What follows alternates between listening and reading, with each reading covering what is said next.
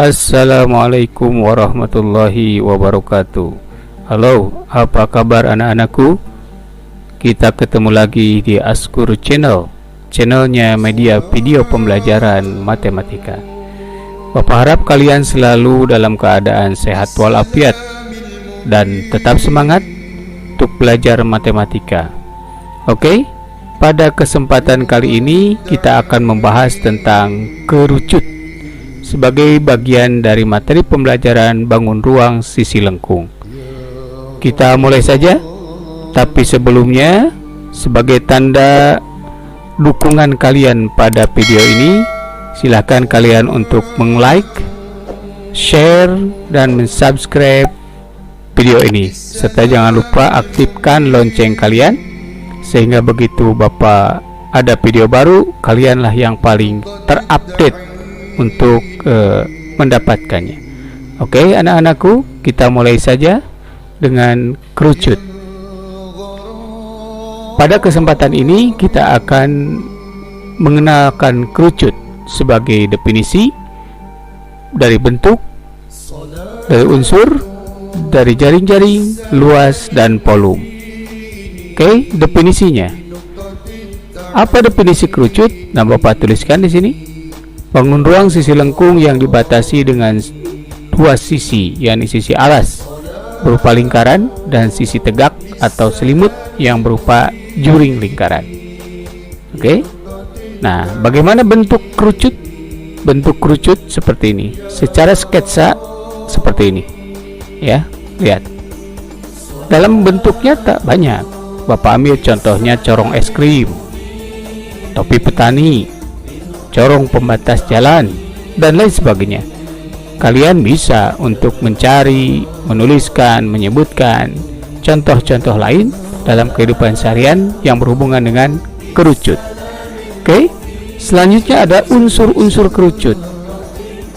Nah, ini unsur-unsur kerucut itu ada apa aja? Pertama adalah tinggi. Tinggi kerucut. Tinggi kerucut dilambangkan dengan T kecil seperti biasa, ya. Mana? Nah, ini tinggi kerucut dari T ke O, dari titik puncak ke tengah-tengah lingkaran alas, ya, dilambangkan dengan T. Jari-jari. Nah, ini jari-jari dari A ke O, dari O ke B, ya. Garis pelukis. Nah, ini garis pelukis. Ada garis pelukis yang menghubungkan titik puncak dengan keliling lingkaran alas, ya, dari T ke A, dari T ke B, ya, seperti ini. Nah, ini. Nah, makan dengan garis pelukis. Alas. Nah, ini alas kerucut. Selimut kerucut. Nah, ini selimut kerucut. Ternyata selimut kerucut itu sama dengan juring sebuah lingkaran. Oke? Nah, kita sudah mengenal tinggi, jari-jari, dan garis pelukis. Maka harus ada hubungan. Apakah ada hubungan antara tinggi, garis pelukis, dan jari-jari? Nah, maka di sini kita hubungkan antara jari-jari, tinggi, dan garis pelukis. Mana hubungannya? Nah, perhatikan. Hubungannya terbentuk dalam sebuah bangun segitiga. Nah, perhatikan. Ya. Ada segitiga siku-siku di mana TO-nya sebagai tinggi, siku-siku, dan OB-nya sebagai alas, ya. TO-nya tinggi, OB-nya alas jari-jari, dan yang menghubungkan TB sebagai garis miringnya adalah garis pelukis. Posisi-posisinya.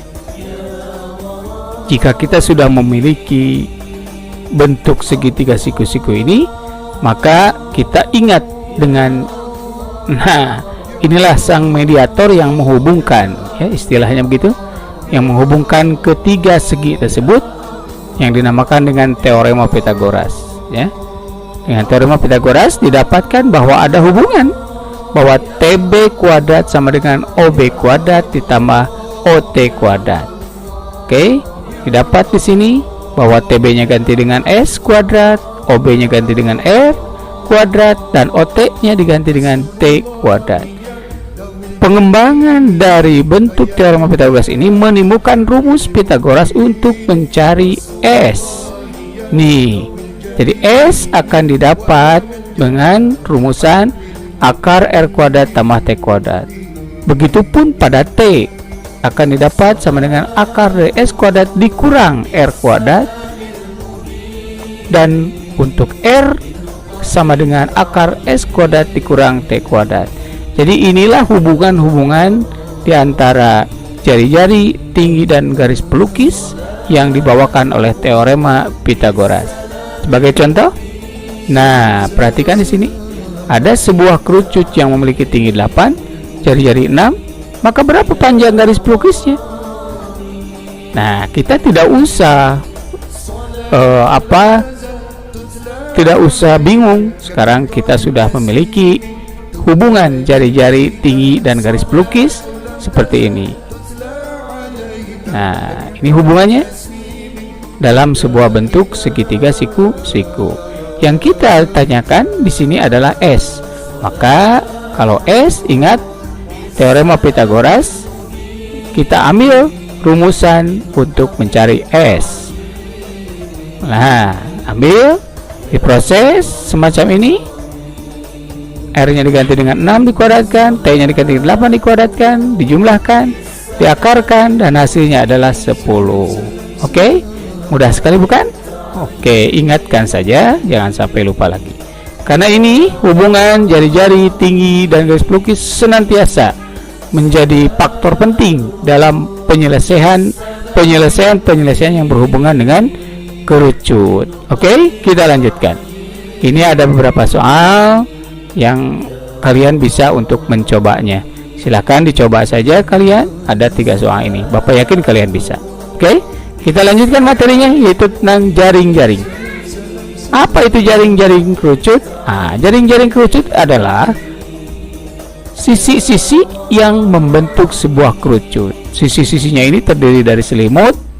Nah, ini berupa juring lingkaran, dan alas berupa alas lingkaran, ya, berupa sebuah lingkaran. Oke, ini ada 2 ya, jaring kerucut itu ada 2. Kita lanjutkan. Setelah jaring-jaring kita dapatkan, lanjut ke luas ya. Nah, ini ingat, luas kerucut terbentuk dari 2 daerah, 2 sisi, yaitu sisi selimut dan sisi alas yang berupa lingkaran. Selimut kerucut ini, nah perhatikan, selimut kerucut ini adalah sebuah juring lingkaran. Lihat, kita ambil, nah kita bentukkan sebagai sebuah lingkaran, maka jelas bahwa ATB ya, ATB itu adalah sebuah juring dan merupakan selimut kerucut. Oke, jari-jarinya adalah S dari lingkaran ini. Kita proses. Perhatikan, untuk mencari selimut kerucut atau juring lingkaran, maka kita harus memiliki perbandingan luas juring TAB berbanding dengan luas lingkaran. Lihat di sini ya. Nah, ini akan sebanding dengan panjang busur AB berbanding keliling lingkaran. Oke. Nah, begitu ya. Kita proses. Panjang busur AB, lihat, ternyata sama dengan keliling lingkaran alas, sehingga rumusnya adalah 2πr. Oke. Nah, ini keliling lingkaran yang besar, ini jari-jarinya bukan R tapi S, karena jari-jarinya sudah S ya, keliling lingkaran, dan juring berbanding dengan luas lingkaran. Luas lingkarannya berjari-jari S, maka PS kuadrat. Yang kita tanyakan adalah luas juring, sehingga PS di sini harus hilang.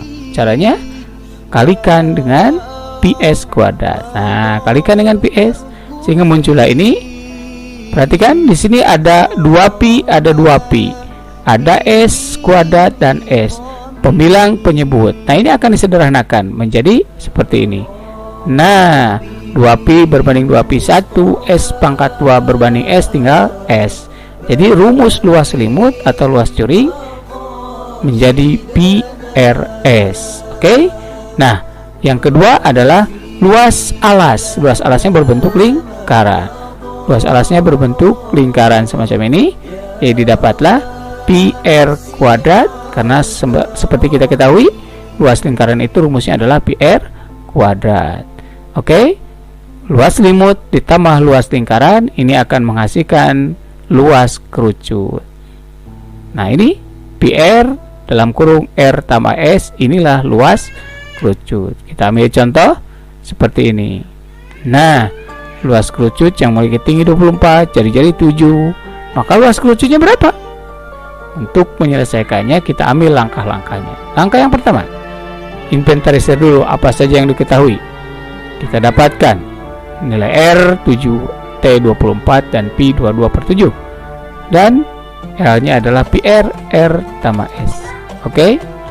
Nah, setelah ini kita inventarisir yang kedua. Apa yang ditanyakan? Yang ditanyakan adalah S dan L, ya. S dan L. Yang ditanyakan adalah S dan L ini, ya. Bagaimana untuk mencari L? Harus cari dulu S. Mencari L, cari dulu S. Dan S kita dapatkan 25. Loh, kok bisa? Iyalah, karena kita sudah tahu hubungan antara jari-jari, tinggi, dan garis pelukis. Ya, seperti ini. Hingga kita dapatkan S-nya adalah 25.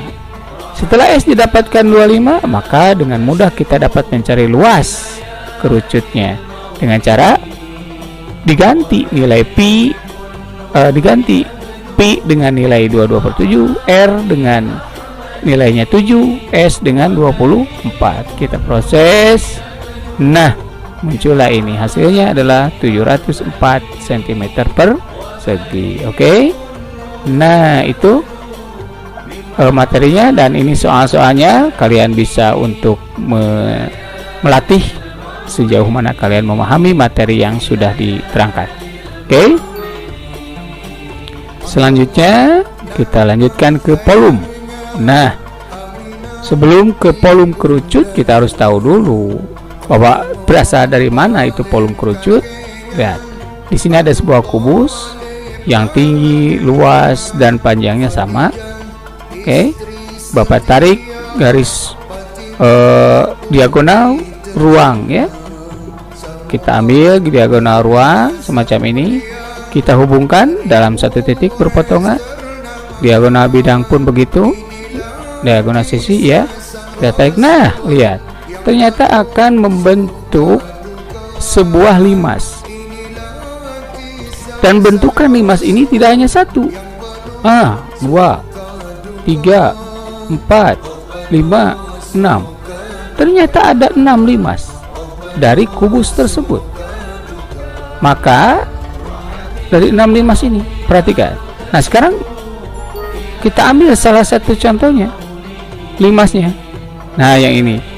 Mana tingginya? Nah, tinggi limasnya yang ini. Jadi tinggi limas ini adalah setengah dari tinggi S, ya, setengah dari tinggi S. Kita lihat sini, ulangi lagi, ini cara-cara mencarinya. Nah, ini ada 6. Oke, sehingga nah tinggi S sama dengan 2 tinggi limas, ya. Tinggi kubus sama dengan 2 tinggi limas. Oke, kita lanjutkan. Nah, jadi volume limas itu sama dengan 1/6 volume kubus. Oke. Nah, kita proses. Volume kubus itu sendiri adalah panjang kali lebar kali tinggi. Kita ambil di sini sehingga muncullah volume limas seperti ini. Luas alas kali tinggi. Oke. Nah, didapat nih volume limas adalah sisi kali tinggi kali 1/3. Oke.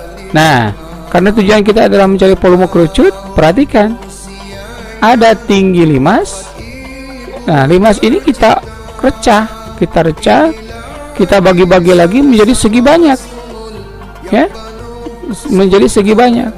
Nah, segi banyak ini kalau kita perhatikan di sini, semakin banyak seginya maka jaraknya semakin kecil, dan ini membentuk sebuah